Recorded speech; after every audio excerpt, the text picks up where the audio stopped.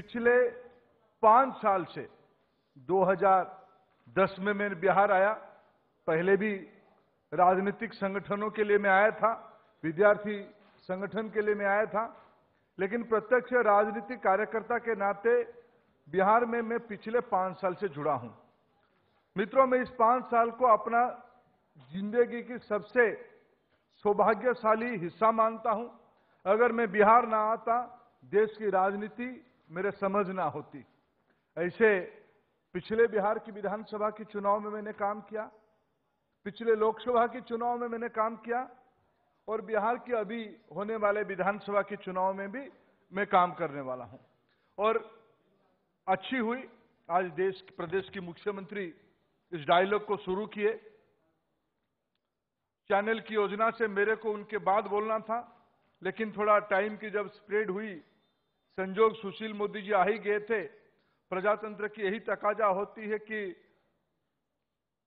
द्वंद्व दोनों मुख्य में होना चाहिए, तब जाके डिबेट रोचक होती। मैं नहीं आग्रह किया कि सुशील जी पहले बोले, फिर मैं उसके बाद बोलूंगा। मित्रों, मैं जब पटना में बोल रहा हूं और मोरिया में बोल रहा हूं और गांधी मैदान के नजदीक बोल रहा हूं, और मैं आज भारत की गरीबों के आशीर्वाद से, भारत की युवाओं के आशीर्वाद से, भारत की महिलाओं के आशीर्वाद से 30 साल के बाद देश के अंदर भारत की आम जन ने एक स्थिर सरकार बनाई है, माननीय नरेंद्र मोदी जी के नेतृत्व में। मेरा सौभाग्य मैं उन्हीं की मंत्रिमंडल का एक छोटा सा मंत्री हूं और उस मंत्रिमंडल की, उस आंदोलन की, उस गरीब जुटान की संपर्क पटना से जुड़ा हुआ है और गांधी मैदान से जुड़ा हुआ है। मित्रों, माननीय मुख्यमंत्री जी बड़े शब्दों की धनी व्यक्ति है। राजनीतिक विषयों को सहजता के साथ रखने के लिए वो माहिर हैं। उन्होंने 2-3 विषय, प्रजातंत्र की यह भी एक सुंदरता है, बातों को अपने तरीके से रखो, अगर लोगों को समझ में आ जाएगी लोग साथ आ जाते हैं, अगर लोगों को समझ में ना आई कितने भी बढ़िया तरीके से बात कहो, लोग उसको गले नहीं उतारते हैं। उन्होंने 2-3 विषय उठाया कि केंद्र सरकार प्रतिष्ठा बना ली है बिहार के चुनाव को। मेरे को इस सभा में और इस टीवी की चैनल के माध्यम से कहने में कोई कुंठा नहीं है। मैं एक राजनीतिक कार्यकर्ता के नाते कभी नीतीश कुमार जी को रेल मंत्री करके, कभी मुख्यमंत्री करके, एक पूर्व भारत की व्यक्ति होने के नाते मैं प्रभावित रहता था कि इस व्यक्ति में एक सोच है, इस व्यक्ति में एक क्रियान्वयन करने की अपने मादा है। उस सोच और क्रियान्वयन करने की मादा को अगर लोक हित में जुटाते हैं, लोक कल्याण को कोई रोक नहीं सकता है। इसलिए मित्रों, हम लोगों की गठबंधन की जब वो नेता थे, हम उनको नजदीक में दिखने का कुछ मौका मिला। लेकिन मित्रों, उनमें और एक व्यक्तित्व उनके साथ जुड़ा हुआ है। राजनीति में पैंतराबाजी, राजनीति में यू टर्न और अपने बातों को महीन शब्द में समझाने का कोई मैं दृष्टता थोड़ा कर सकता हूं। राजनीतिक अवसरवादिता का कोई नया डिक्शनरी कोई लिखे तो माननीय नीतीश कुमार जी से ही लिखना ही चाहिए। उन्होंने प्रश्न उठाया कि भाई प्रतिष्ठा का विषय बनाया गया है। हम आज भी कारण ढूंढ रहे हैं कि मैं संजोग से आप लोगों के आशीर्वाद से बिहार को प्रतिनिधित्व करता हूं राज्यसभा में। मित्रों, मैं 2 उदाहरण दूंगा। मैं बिहार को कैसे देखा, बाहर कैसे बिहार दिखती है, बिहार के बारे में बिहार के नौजवान किसी भी परिस्थिति में रहे कैसे अपने नेतृत्व दिखाती है, कैसे अपने छाप छोड़ती है। मित्रों, जब तक बिहार अपने पैर पे खड़ा नहीं होगा, जब तक बिहार विकास की रफ्तार के साथ नहीं जुड़ेगी, देश की विकास असंभव है। पूर्वी भारत की विकास तो सोचना ही नहीं चाहिए। मित्रों, इस बिहार के साथ छल कौन किया? 2013 में गठबंधन आपने तोड़ा क्यों? मैंडेट दोनों को मिला था, सही कहा सुशील जी ने। मैंडेट एक साझा नीति को मिला था, साझा नेतृत्व को मिला था। यहां मैं और एक व्यक्ति से प्रभावित हूं, सहवाल गुप्ता जी बैठे। मैं उनके एक बार उन दिनों में समझ रहा था कि बिहार के सामाजिक सरोकार को मौका मिला था। यह कोई राजनीतिक गठबंधन नहीं था, लंबा समय की राजनीतिक आकांक्षाओं की एक गठजोड़ बनी थी एनडीए के नाम पे, जदयू और भारतीय जनता पार्टी के नाम पे। उसको आपने तोड़ा क्यों? किस विषय की प्रतिष्ठा आपने बनाई थी? आपने व्यक्तिगत बात कर दिया कि मैं भोज पे नहीं बुलाऊंगा। प्रतिष्ठा तो आपने ही बनाया। आज आप प्रतिष्ठा की बात कह रहे हो। क्या प्रतिष्ठा नहीं बनानी चाहिए? बिहार की नौजवानों की स्किल बढ़े। क्या प्रतिष्ठा नहीं बनानी चाहिए? बिहार के नौजवानों को रोजगार मिले। क्या प्रतिष्ठा नहीं बनानी चाहिए? बिहार के नौजवानों को उच्च शिक्षा मिले। आपको जानकारी है, बिहार में मैं मेरे लोकप्रिय प्रधानमंत्री मोदी जी को ही कोट करता हूं। बिहार में 17 से 20 साल की आयु में लगभग 1 करोड़ नौजवान है। अगर उनमें से 10 लाख विद्यार्थी बाहर पढ़ने जाते हो, जो जाते हैं। मैं जब 2010 की चुनाव के काम पे कभी जेएनयू गया था, विधानसभा चुनाव के पहले लोगों को हम जुटा रहे थे। जब मैं जेएनयू गया, एक बिहार की नौजवान मेरे को कहा कि साहब, आप लोगों की सरकार 5 साल चल चुकी है, 2005 से 2010, इस बार भी आप लोगों को समर्थन मिलेगा। आप एक ही काम करिएगा, आप एक ही काम करिएगा कि आने वाले दिनों में आप बिहार में उच्च शिक्षा पे जोर दीजिएगा। उच्च शिक्षा में जोर देंगे। मैंने पूछा क्यों, एक सुझाव क्यों दे रहे हो आप? क्या उसमें से मैं समझना चाहता था आपको उसमें फायदा क्या मिलेगा। उन्होंने ये उत्तर दिया कि हम लोग जो आते हैं, अमूमन 2-2.5 हजार रुपया महीने में खर्चा हो ही जाता है। मेरे पिताजी किसान है, मैं 2-2.5 हजार खर्चा तो मेरे जेब से हो ही जाता है। मैं जानता हूं मेरे मां पिताजी किस परिस्थिति में, 3 भाइयों में मेरे को ही उच्च शिक्षा देने के लिए भेजा है। मैं उसकी दिक्कत जानता हूं। अगर मैं ही शिक्षा को पाटना में प्राप्त कर पाता, मुजफ्फरपुर में प्राप्त कर पाता, अगर मैं पूर्णिया में प्राप्त कर पाता, शायद मेरे 500-700 रुपया में उसको पूरा कर पाता। मित्रों, 5,000 करोड़ रुपया उच्च शिक्षा में बिहार की सामान्य लोग खर्चा करते हैं अपने बच्चों को पढ़ाने के लिए देश के विभिन्न स्थानों में। क्या उसके बारे में प्रतिष्ठा नहीं बनानी चाहिए? मित्रों, शब्दों के जालों में प्रजातंत्र में कई बार लोगों को छला गया है। आज नौजवान अपना अधिकार को लेकर सजग हो चुका है। प्रजातंत्र की यह भी एक पूर्व शर्त है, सब अपना बात रखें, आखिर जनता को ही तो तय करना है। मित्रों, बात कहा कि हमने काम करके दिखाया। अगर गया की सभा के अंदर प्रधानमंत्री जी ने इतना ही प्रश्न पूछा, आप लोगों की जो गठबंधन आप लोगों की है, ठीक है, आप लोगों को, आप नीतीश जी भूल ही जा रहे हैं कि आप लोगों को सांप को साझा मत मिला था। कोई बहन आज सुबह में टीवी में देख रहा था, जब पूछी कि जंगल राज के बारे में आप क्या कह रहे हो, उन्होंने कहा कि आप क्यों डराना चाहते हो। नीतीश जी, इस जंगल राज की मुहावरा और किसी ने नहीं दिया। जो 4-5 लोगों ने उसकी डॉक्ट्राइन लिखा था, आप ही ने भी 6-7 पेज लिखा है उसमें से। यह आपकी राजनीतिक अवसरवादिता का नया नमूना है। आप भूल जा रहे हो। आप मुंडी जो गाड़ दे रहे हो कि किसी को दिख नहीं रहा है, मैं ही दूध पी सकता हूं। आप काली बिल्ली बन रहे हो। यह आपकी राजनीतिक मजबूरी हो सकती है। यह आप खुद को बिहार के साथ मत जोड़ो। यह आपकी आवश्यकता है। आपको बने रहना है गद्दी में। आपने कहा काम दिखनी चाहिए। मैं 2 ही काम के उदाहरण देना चाहूंगा। मित्रों, इसी गांधी मैदान में नरेंद्र मोदी जी ने एक बुनियादी विषय कहा था, किसको किसके साथ लड़नी चाहिए। डर किसने किसको दिखाया? क्यों आपने मोदी जी को आने नहीं दिया बिहार की अंदर जब गठबंधन चल रहा था? हमने भी उसको स्वीकार किया। कोई मित्र ने पूछा कि क्यों आपने अपमान को सहा? हाँ, हमने अपमान को सहा है। खुद प्रधानमंत्री जी ने कई बार उसको स्पष्ट किया है। बिहार विकसित हो, बिहार एक विशेष परिस्थिति में गुजर रहा है। उस परिस्थिति से बाहर आने के लिए हम उस गठबंधन को चलाए रखने के लिए संयम बरते थे। इस गांधी मैदान में उन्होंने कहा था, क्या इस देश की जनता हिंदू मुसलमान के नाम पर लड़नी चाहिए या गरीबी के खिलाफ लड़नी चाहिए? मित्रों, हम लोगों ने नारा दिया था, हम गरीबी को निपटाना चाहते हैं, मूलोत्पाटन करना चाहते हैं। यह हम लोगों के लिए नारा नहीं था। मैं 2 ही तथ्य सिर्फ आपके सामने बिहार के अंदर देना चाहूंगा। हम पिछले साल भर में, साल से थोड़ा ज्यादा समय हम लोगों को हो गई है, हमने 2-3 कार्यक्रम के बारे में मैं आपके साथ शेयर करना चाहता हूं। प्रधानमंत्री जी ने 2 विशेष बीमा योजना चलाई।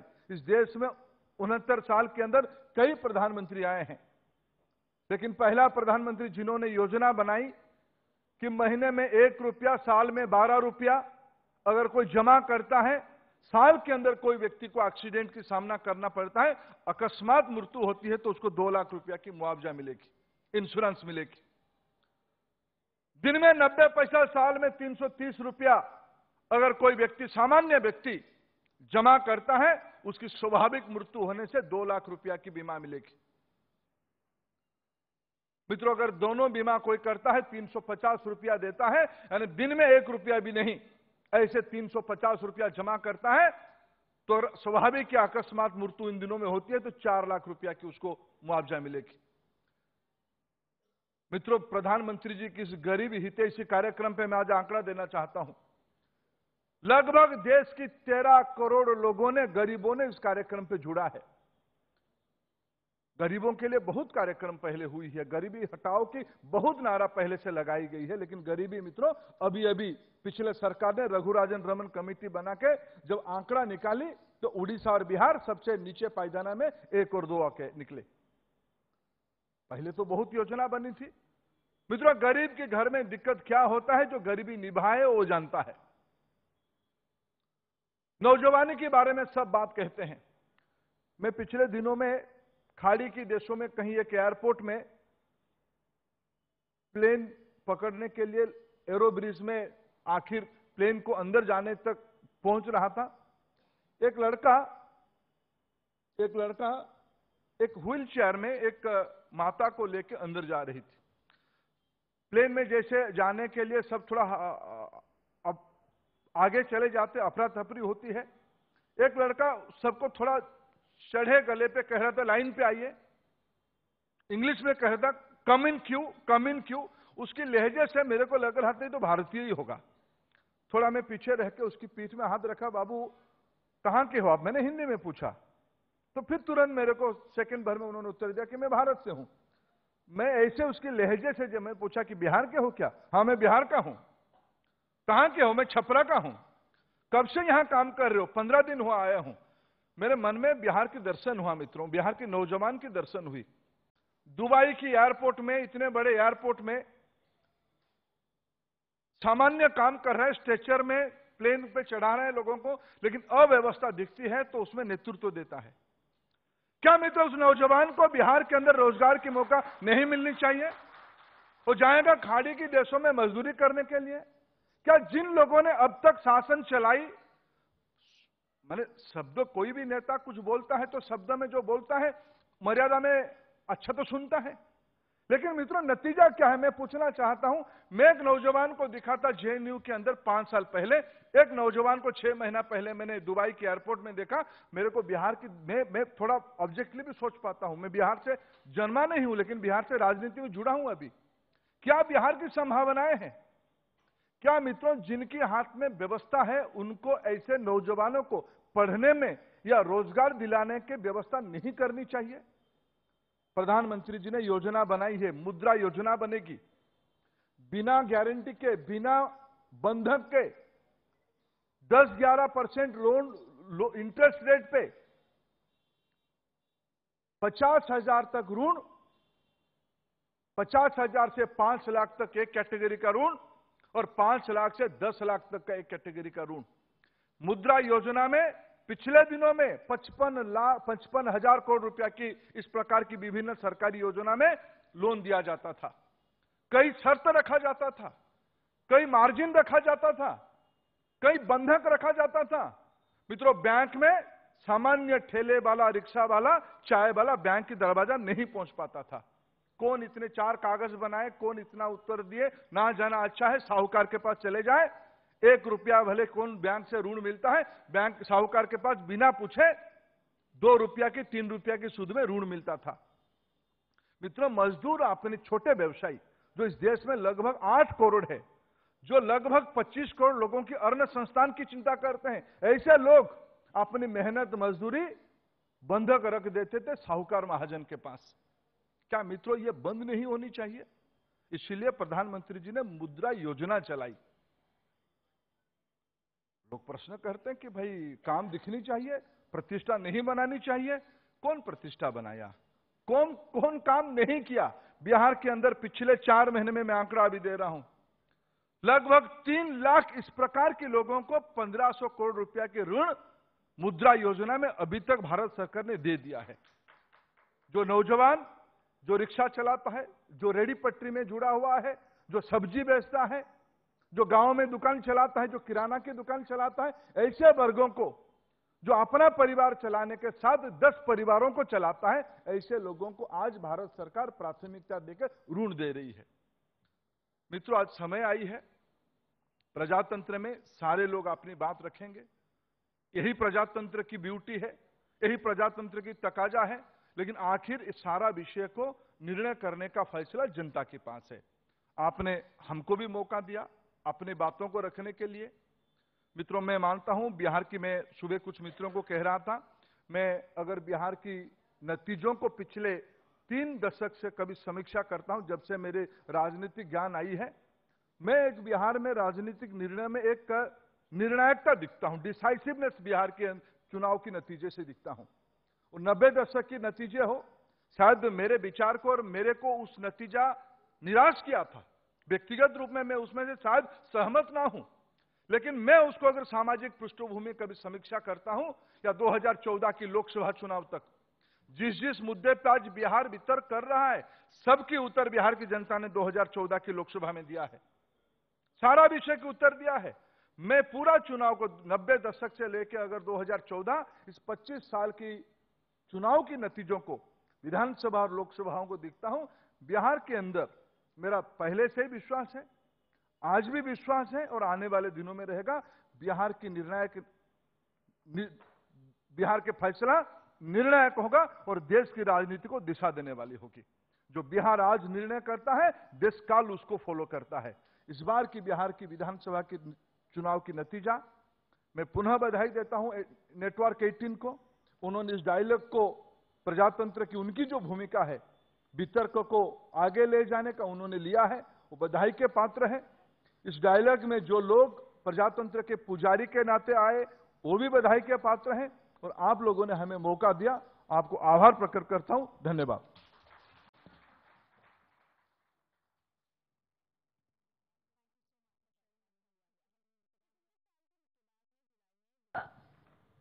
You're targeting the alliance, गठबंधन को आप टारगेट कर रहे हैं।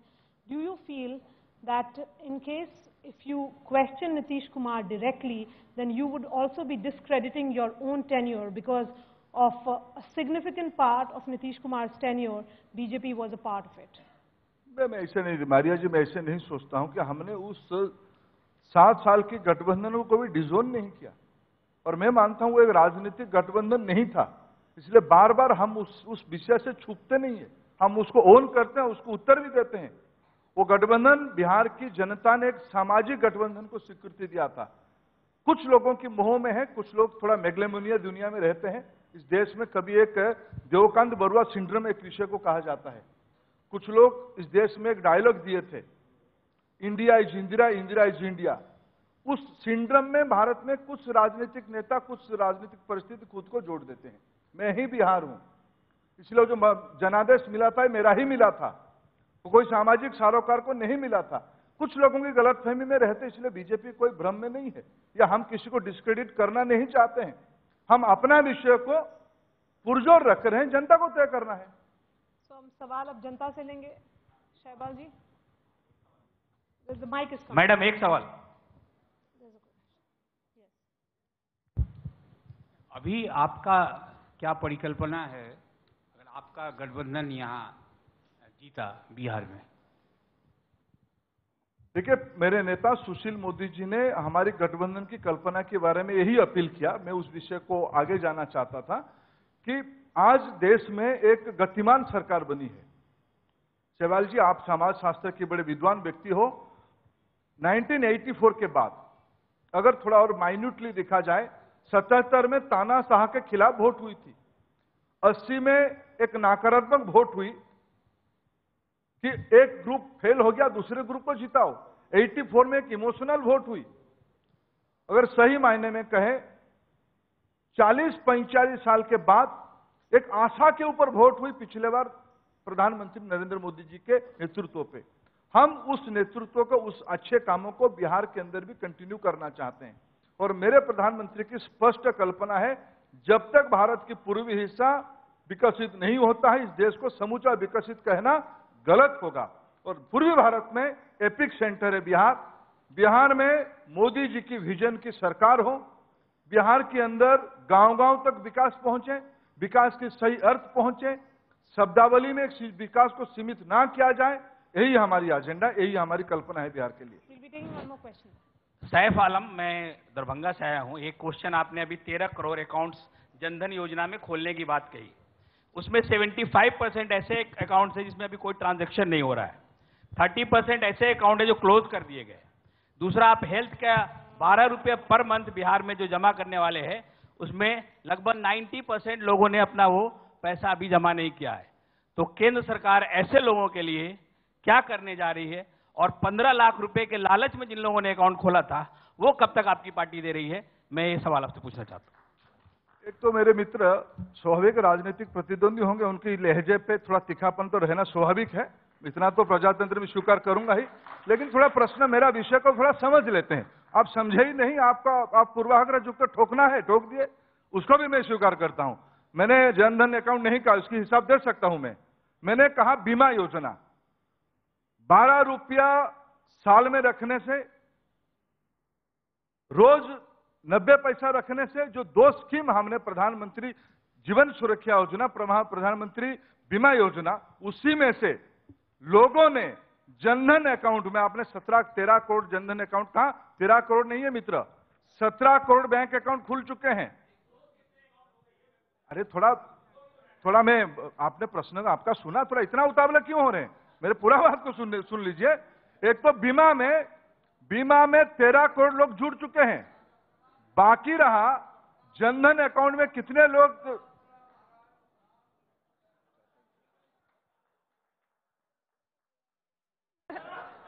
Audience, please be seated.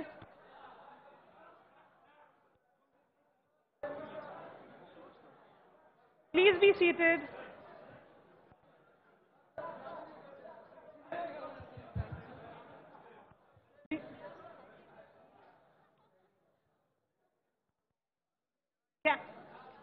Camera वाले सामने से हट जाएं प्लीज।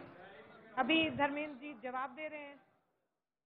बिहार चुनाव पर IBN 7 की सबसे बड़ी कवरेज, और इसमें बिहार डायलॉग का ये मंच, जिस पर इस समय केंद्रीय मंत्री धर्मेंद्र प्रधान मौजूद हैं, लेकिन इसी बीच यहां पर लालू प्रसाद यादव भी पहुंचे। 13 करोड़ नहीं, 17 करोड़ अकाउंट खोला गया है। और ट्रांजैक्शन की बात आपने कही, मैं आपको सूचना दूंगा, उन अकाउंटों में भारत सरकार ने कहा था जीरो बैलेंस, लेकिन जिन्होंने अकाउंट खोला, जिन गरीबों ने अकाउंट खोला, उन्होंने 22,000 करोड़ रुपया उसमें से जमा किया है। आप कहां से तथ्य लेके आए हो, कहूं ट्रांजैक्शन नहीं हो रहा है, मैं नहीं जानता हूं। मैं जिम्मेवारी के साथ कह रहा हूं, 17 करोड़ बैंक अकाउंट में 22,000 करोड़ की ट्रांजैक्शन हो चुकी है, सारे नेट में है। आप थोड़ा कृपा करके नेट खोल के देख लीजिए, वो अलग विषय है। आप जम मत करिए, आप जम मत करिए, गोल पोस्ट चेंज मत करके आपके हिसाब से। No supplement questions please go ahead. Last question है। हेलो सर, प्रधानमंत्री ने जो पैकेज दिया उसके लिए धन्यवाद, बट सर क्या विशेष राज्य का दर्जा हम लोगों को नहीं मिल सकता है? जो हमारे लोग बाहर पढ़ने के लिए, काम करने के लिए जाते हैं और वहां जलील होते हैं, अगर विशेष राज्य का दर्जा मिलेगा तो शायद कुछ फैक्ट्रियां यहां खुलेंगी और वो लोग यहीं काम करेंगे और सम्मान से जीवन जिएंगे। मैं इस प्रश्न का स्वागत करता हूं, और मैं जो विशेष राज्य की अधिकारी हक मांगने वाले जो कुछ राज्यों हैं, उसमें से बिहार भी है, उड़ीसा भी है। मित्रों, मैंने थोड़ा अध्ययन किया इस विशेष राज्य की पैकेज की, जो हमारी अपेक्षा है, बिहार हो, उड़ीसा हो, बंगाल हो, इन राज्यों की जो अपेक्षा है, एक अर्थशास्त्री के नाते, अर्थशास्त्र के विद्यार्थी के नाते मैंने थोड़ा उसको समीक्षा किया। मित्रों, जब 14वीं वित्त आयोग बनी, उस समय पे यूपीए की सरकार थी, उनके नेतृत्व में 2012-13 में उसकी एमओयू तय हुई, क्या क्या विषय रखा जाएगा। उस वित्त आयोग में यह कहा गया, जो रिकमेंडेशन आई, कि आने वाले दिनों में विशेष राज्य करके कोई विषय नहीं रहेगा। विशेष राज्य में 2 चीज मिलती है, जो सेंट्रल स्पॉन्सर स्कीम है उसकी जिम्मेवारी केंद्र के ऊपर थोड़ा ज्यादा रहती है, एक। दूसरा, कुछ राज्यों में, कुछ उस राज्य के कुछ जिलों में टैक्स रिलीफ रहती है कि उद्योग धंधा लगे, जिसके बारे में आपने अपेक्षा रखा कि हम यही रोजगार कर पाते। यही दो विषय मिलती हैं। 14वीं वित्त आयोग ने विशेष राज्य के फॉर्मूला को ही अस्वीकार किया। जिस जिस शर्त में विशेष राज्य मिलती है उसको कई बार वितर्क होके उस विषय पे एक रिजर्वेशन बनी। जब हम लोगों के पास जिम्मेदारी आई, हम लोगों ने एक विषय आगे बढ़ा। सेंट्रल स्पॉन्सर स्कीम पे शेयरिंग पैटर्न जैसे 14वां वित्त आयोग कहा था, ऐसे ही हम गैर कुछ विषयों को उसके आगे गए। बाकी रहा टैक्स रिलीफ की। 17 अगस्त को प्रधानमंत्री बिहार के लिए 17 जिले में उद्योग धंधा लगने में लगभग 40-50% तक टैक्स की छूट, इसकी घोषणा क्या है, जिसके कारण बिहार में आने वाले दिनों में उद्योग धंधा की मात्रा बढ़ेगी, नौजवानों को रोजगार मिलेगी। With that, we have come to the end of this session, and may I please invite on the dais Mr. Neelab Banerjee for presenting a token of appreciation to Mr. Dharmendra Pradhan.